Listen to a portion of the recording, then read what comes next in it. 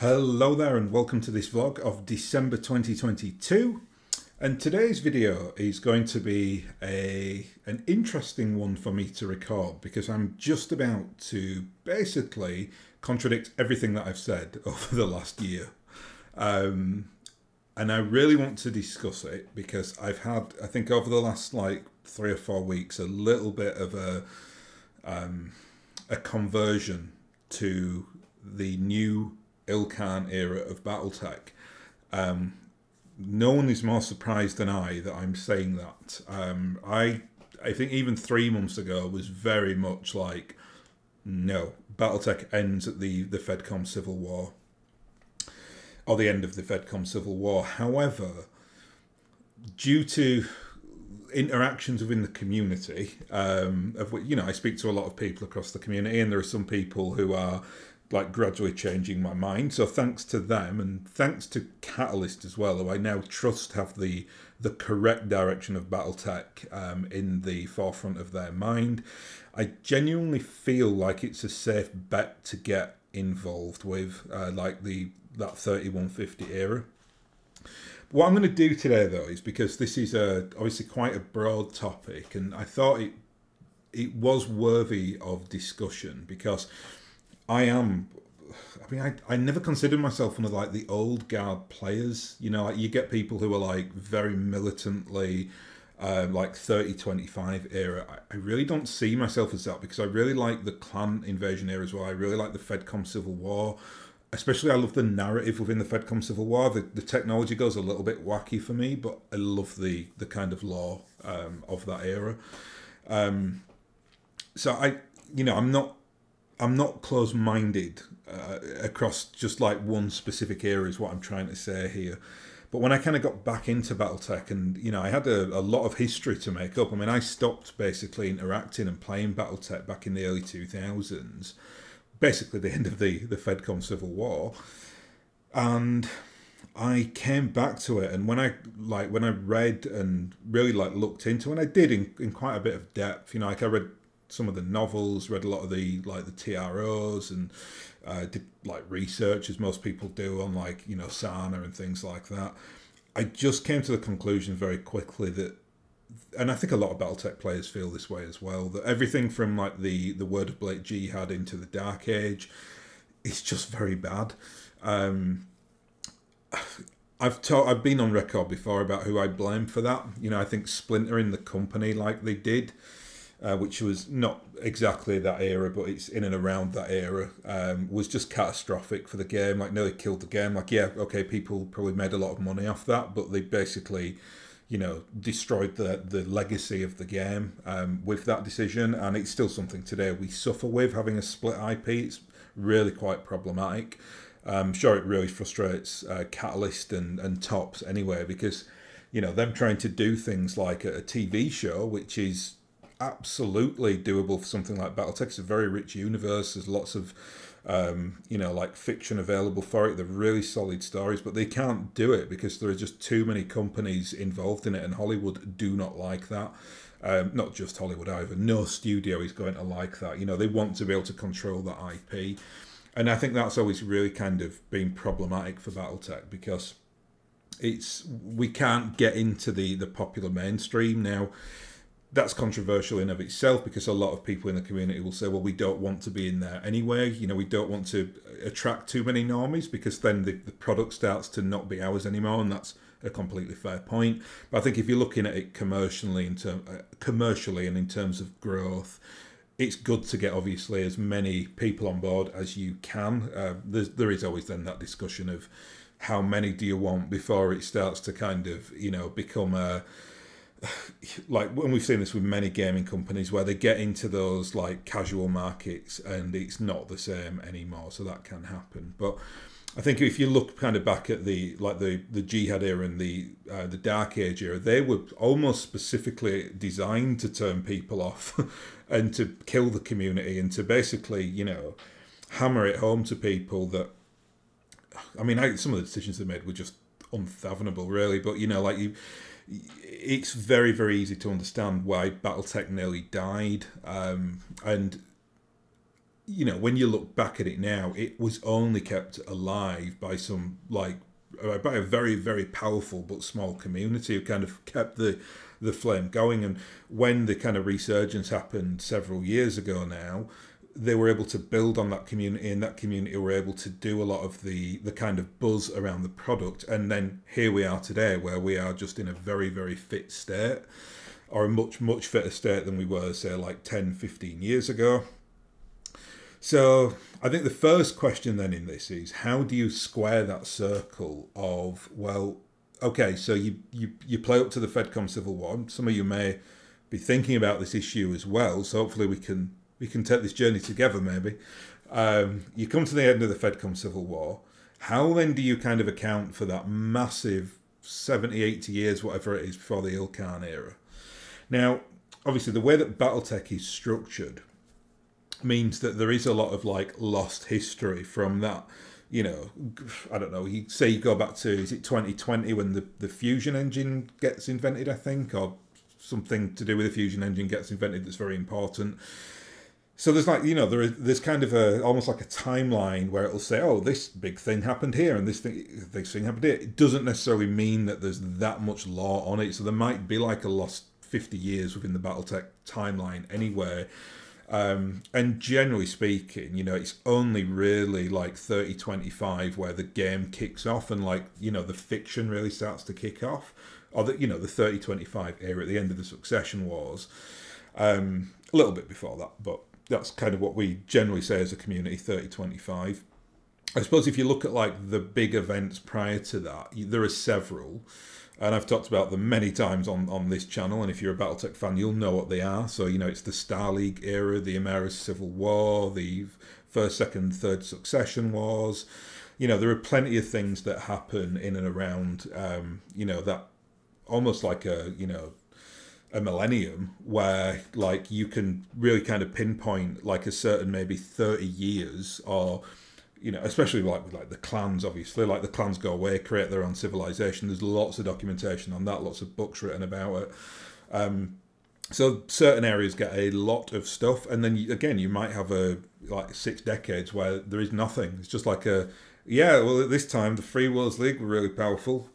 That's about it. And then there's this leader got assassinated or something like that. So, you know, it's rich, but within like pockets. And I'm trying to get into the mindset to do that with the Jihad and the Dark Age.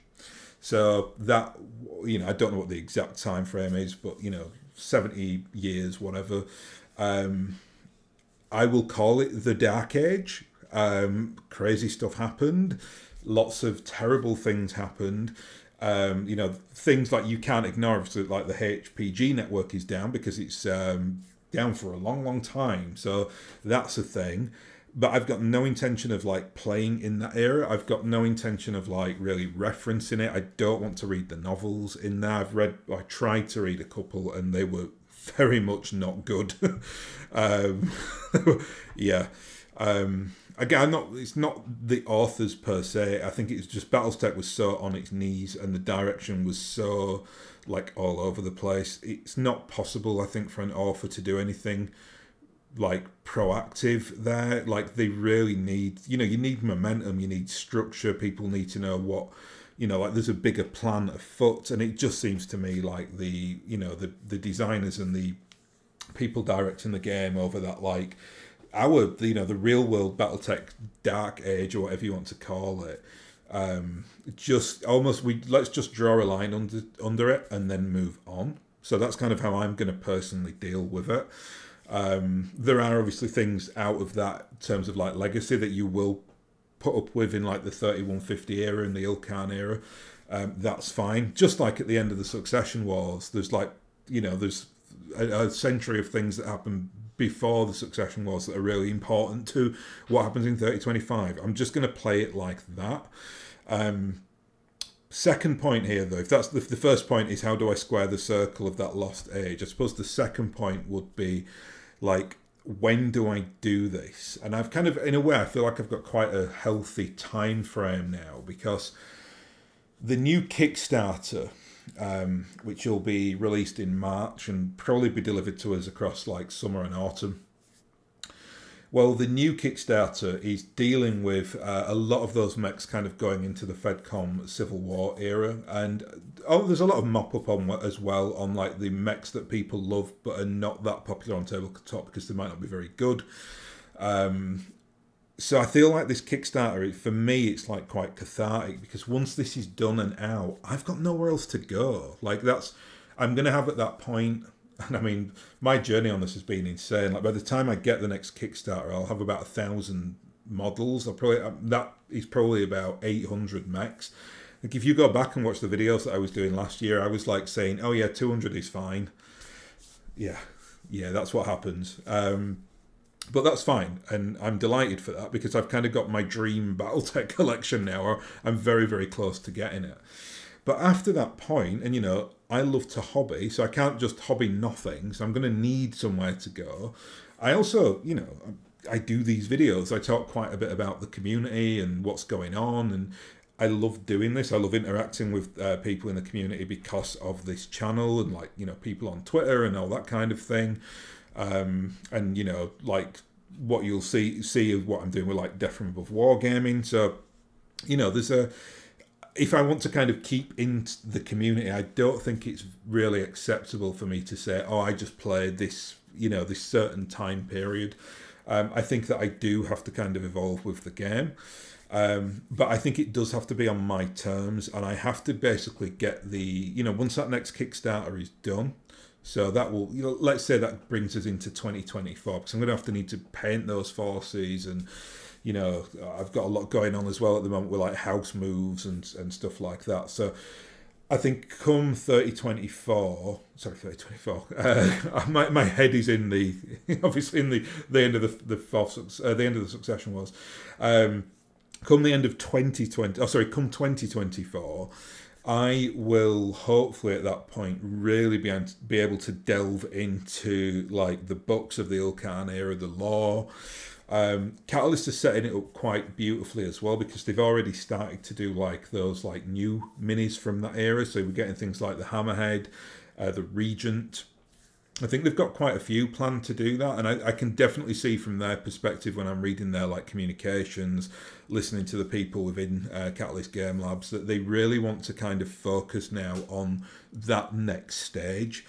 So I think it's gonna be an organic thing. I'm gonna do my best to get on board with it. Again, I'm probably gonna need a year to kind of mop up all my little projects on the, you know, creating my own perfect force for BattleTech from the era that I grew up in, because, you know, at the time I didn't have money, right? I was like a poor street urchin from Leeds, so I couldn't have done what I've done now, which is just spend a lot of money on terrain and mechs and then dedicate time to, you know, painting them, and, you know, because I have the patience for that now that I didn't have when I was a kid. So even if someone had have given me 1,000 mech army, I couldn't have really painted that when I was 13. I was too busy, you know, playing football and rugby and, you know, running around the street or whatever. I just, you know, now though, I love the hobby side of it. So I think it's going to be a natural evolution, you know, into like that new era. So final topic on this then. So point number 3 that I wanted to discuss, and this is kind of my own spin on it. Like, where does BattleTech go now? Like after that 3150 era, and obviously, I've just told you I'm no expert in the 3150 era. Far from it. I really don't know much of what's going on other than kind of what I hear people talk about casually across the community. But where do I think they should go, and how do I think BattleTech can like get itself really kind of back into the game? And I think they really do have an opportunity to do that. First point is on this like section 3, whatever you want to call it, is they're very, very lucky now because I think they've actually got some very talented writers in the stable of books. That's going to be super important. You know, we need that. We can't just have like casual people that don't really care about it and are just there to pick up like a quick paycheck for writing some sci-fi. We need people that are really into it and in it. And the more I kind of delve into it and read like short stories from the authors within the BattleTech stable, the more I'm very much convinced they've got some really good talent there. So that's super important. Um, what we then have to, if we're going to get that though, how then does BattleTech evolve? Because it's really going to have to evolve. It can't really kind of sit back in the shadows and be like, oh yeah, we're just going to kind of rehash the same storylines over and over. They are going to have to do something different. So what do they do? Let's discuss that for a second, because that's a really interesting topic. Now, if you are into the IlKhan era, and I'm hopefully not giving any spoilers here, because I think this has been out for years, or for at least a year, or maybe over that now. But there are new books on it. But again, I suppose spoilers ahead, although I don't even really know the spoilers myself outside of the generic spoiler. Clan Wolf are like in charge, right? So they kind of had a war with Clan Jade Falcon over Terra and won. Clan Wolf won.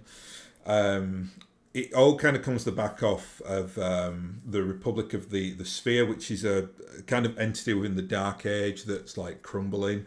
And the clans are still like relatively coherent. So, Clan Wolf basically make a run for the throne, and they get the throne. So it's not that it's a throne, but you know what I mean. So it's it's in an interesting place at the moment, because the clans are still very, very prominent. If you look at the inner sphere powers though, outside of and I don't know this for sure, but it looks to me like from reading it that the Capellans are very, very strong. The Draconis Combine is relatively strong as well. That's generally because, those are the two real centralized powers that are quite extreme. Fairness, obviously, the Capellans have got a real dictatorship. They've got a society which is based around the Soviet Union and Chinese communism.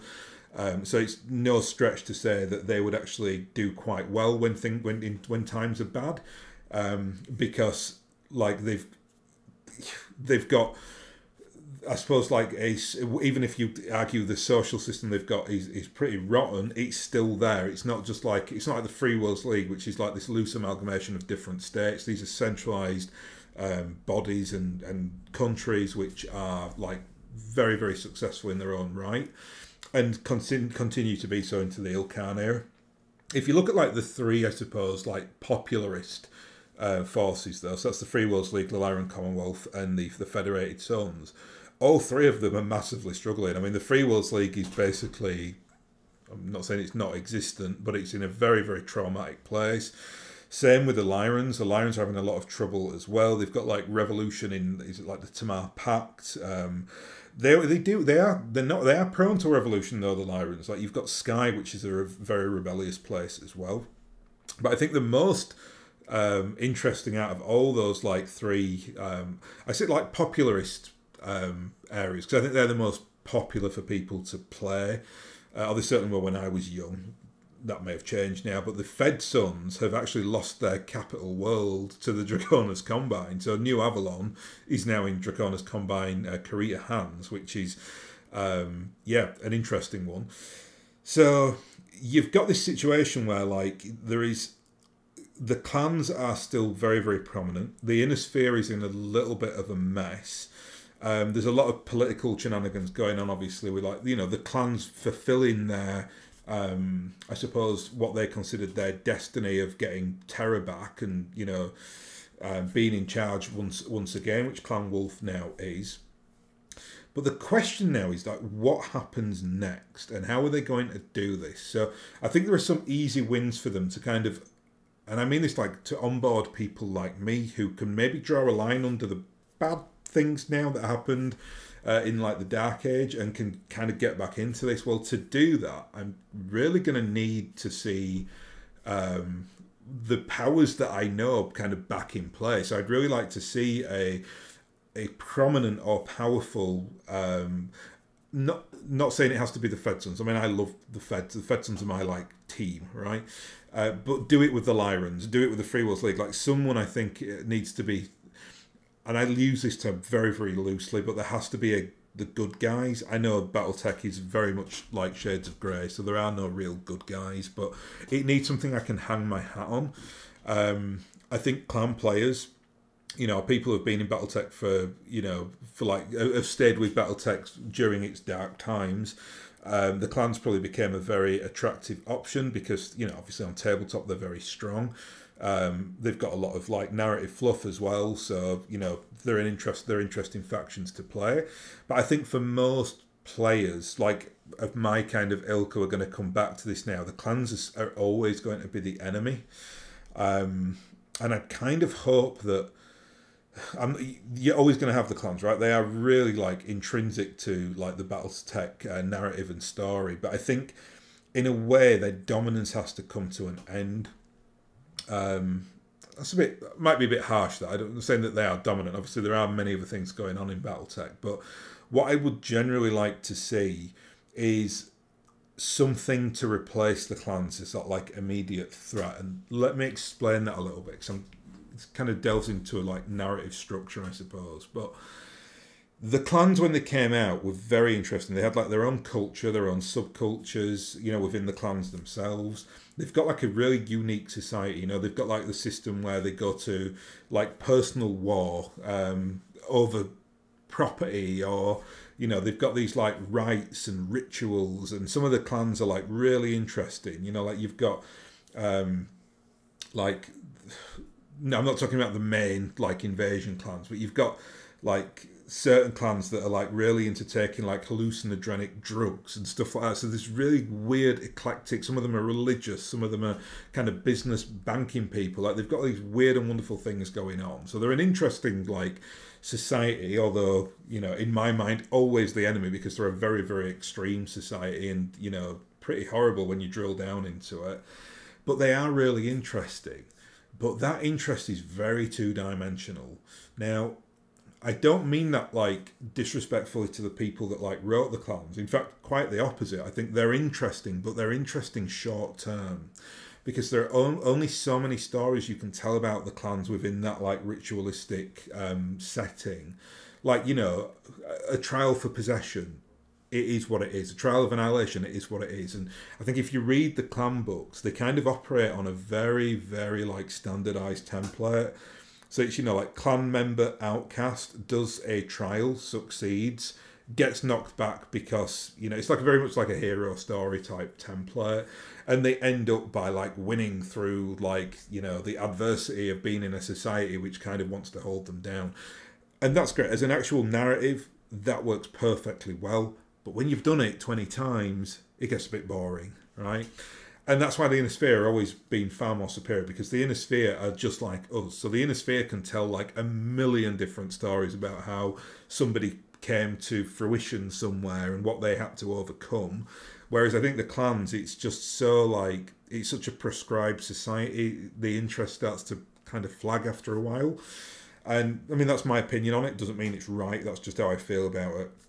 So I think in a way, like the clans need to be like almost retired, if that's the right word. Their culture needs to be retired, or they need to be kind of brought back into the Inner Sphere fold. So, you know, maybe over the next like 5 years within the actual like, you know, storytelling in real world, maybe they do start to kind of have a situation where, like, for instance, the Free Worlds League get very, very strong again, and, you know, maybe form like a pact with several other like entities, and they really kind of go and push the clans hard. And then maybe you've got a situation where like Jade Falcon, or I don't know, maybe they like ally with the Draconis Combine or something like that, and the Draconis Combine double cross them and destroy them, or maybe not destroy them, but kind of like infiltrate, you know, get them into Draconis Combine society, much like what happened to Clan Novacat. You've got, I think the one thing that's really interesting within like the kind of 3150 era is what happens with the like the Ghost Bear Dominion, which is like a, you know, an amalgamation of like the Wrestlehard Republic and Clan Ghost Bear. That I think is very interesting. It's the one area of the like the clan invasion that almost has like a semi sort of success. Unlike, you know, all the other, I include Wolf in this, because Wolf are, you know, they're not particularly nice either. They get a lot of good press, But I personally think they're pretty despicable. Ghost Bear, though, I think out of all those like 4 original clans that invaded, are the only one that are ghost bearable.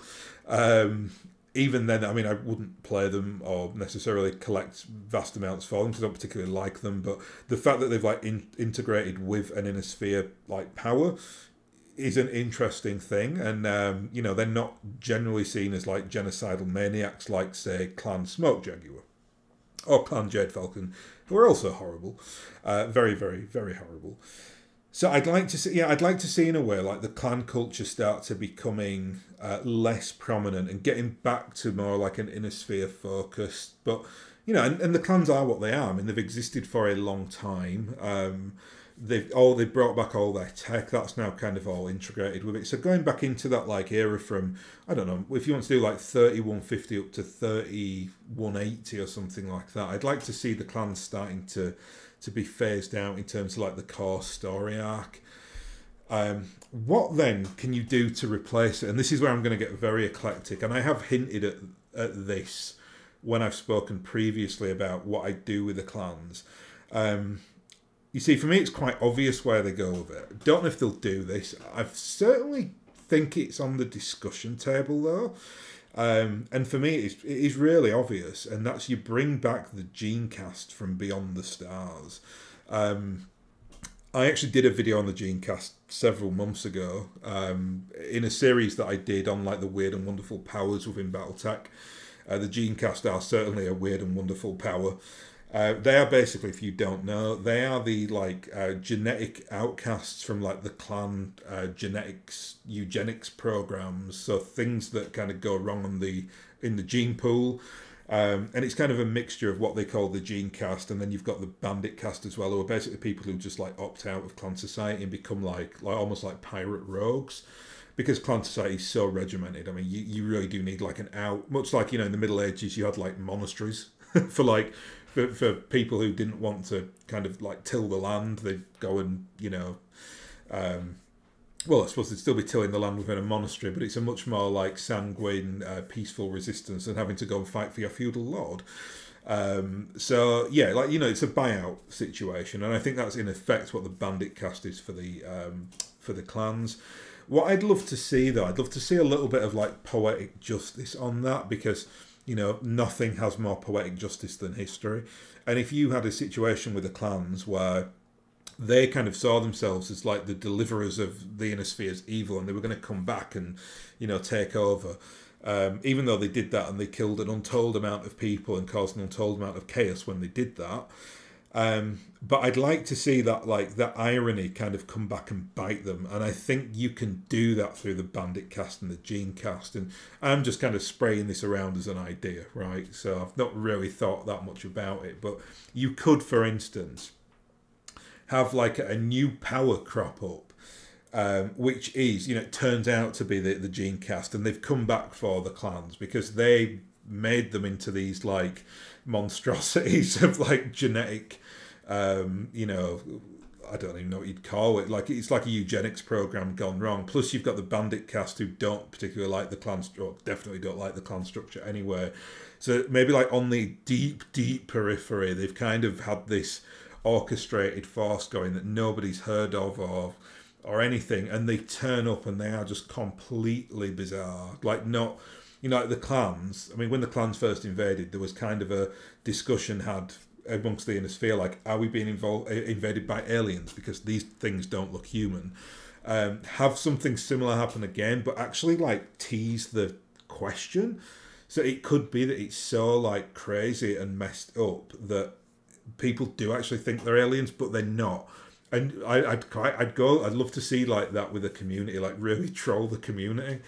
Like, because obviously there are no aliens in the BattleTech galaxy, so have like the discussion had and have people throw like hissy fits, and I wouldn't even tell them for like the longest time. I'd like keep it running for 6 months, like, what is this? And I'd do that like purposefully, and then I'd kind of announce, you know, like formally in a book or whatever. I'll do a Kickstarter based around it and get as much buzz on it as possible, because, you know, I mean, all PR is good PR on that. You know, like you'll have members of the community like, you know, threatening to leave and it'll all go crazy. And do something bizarre. Obviously, it's going to have to be built around like the mech system, but do something like, I don't know, like they don't have mechs. It's like they're like six-legged mad vehicle, like, you know, mecha type things. They're not like bipedal mechs. And they're very destructive and very powerful. And I think you could create almost like a different game set in that. I don't know, some of you may or may not have heard of a game called Ogre, which is it Steve Jackson, I think, is the chap that invented that game. It came out recently as like a re-version, and I did play a little bit of Ogre when I was a kid. I've not played it in years though, but you basically get this like one massive unit Ogre. It's like a big tank, and then your opponent has to try and destroy it. So it's like one unit versus many. And you could, not saying you have to go in that direction, but you could do something where like the models that you are putting out, as opposed to it being like in a box set of like 4 mechs within a force pack, it's just one weird like caterpillar looking like massive mecha, and just change up the gaming rules a little bit and just have it completely like left field.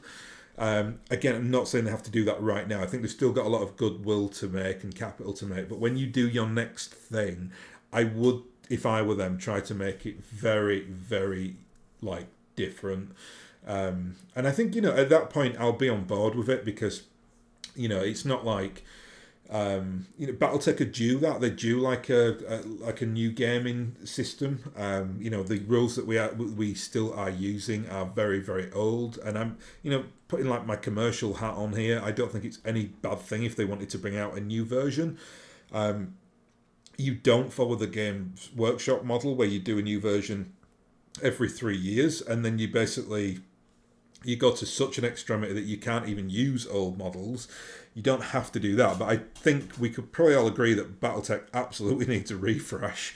That's a discussion for another day, obviously. But, you know, I mean, so many of the rules that I do are patched in from, you know, from like expansion packs and stuff like that. Like core classic BattleTech rules are really not fit for purpose anymore.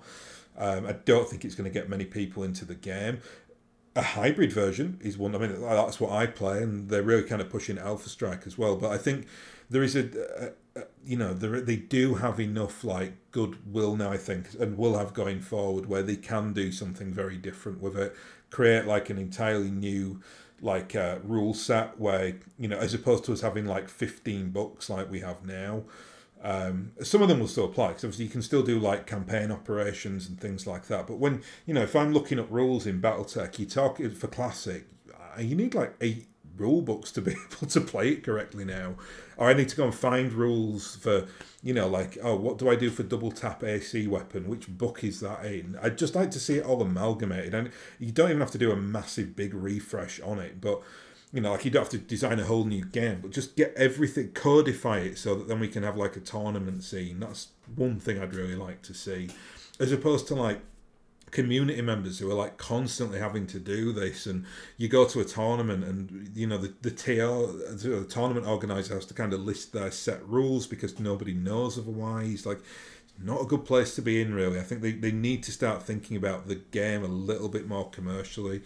And I think they're more than capable of doing that because they clearly like reach out to the community. They're listening to what we say. They've really kind of got it together with the plastics and the game boxes now. I mean, they're absolutely fantastic. I just think again, when you're in that 5-year cycle or whatever it is, when they need a new project, I'd love to see them do something like what I've said there and just, you know, try something very, very different. And that's about it, really. I think that covers everything I wanted to discuss here on my softening stance. Maybe it's a journey we can make together. Maybe you too have got your head in the like the end of the Succession War to the end of the FedCom Civil War era. I'm going to try and break that now, and I'm going to try and, again, it has to be on my time because I've got so much to do in terms of the like catching up to having my like perfect collection, and I think I will have done that by the time the next Kickstarter arrives. And at that point, I think I'm really going to think about like delving into like the IlKhan era properly. I think if you are planning on something similar, my advice is don't be peer pressured into it. Like, not because I say, oh yeah, let's do this. I think you do it on your own terms, do it slowly. And I'd always advise, actually, I think this is something that someone like prominent in the BattleTech community told me, and I think it's very good advice. They say it's no bad thing in BattleTech to be one like era behind everybody else. So, you know, like I'll be into the IlKhan era when they're doing whatever it is in 3170. And that's fine, because then I'll be able to kind of do it at my own pace, catch up, read the books, you know, and if something does go catastrophically wrong, or they sell the IP or whatever, I can then kind of make my judgment call before diving into it too much. And I think in a way that's why I've always really struggled. Well, I've never got into it really. I've always been really turned off by like Warhammer, because I just look at that and think they just want you on that roller coaster. I can't just actually sit back and enjoy the hobby, because they just constantly got me on like a carousel. They'd never do that in BattleTech because the ethos is so different. But even then, if you keep back a few years from where they currently are, it's probably no bad thing. Anyway, I'll leave that here because that's all I really wanted to discuss today. By the way, I'm not being scruffy. I know there may have been other videos that are on this recording where I'm wearing the same t-shirt. That's just because I'm doing all my December recording in one day. So that's why I'm not. I don't just live in my Death from Above Wargaming t-shirt. Although Aaron might like that. You know, I can be his like sales guy for life on here. Just wander the streets in my Death from Above t-shirt. Anyway, thank you very much for watching, and I'll hopefully catch you again next time.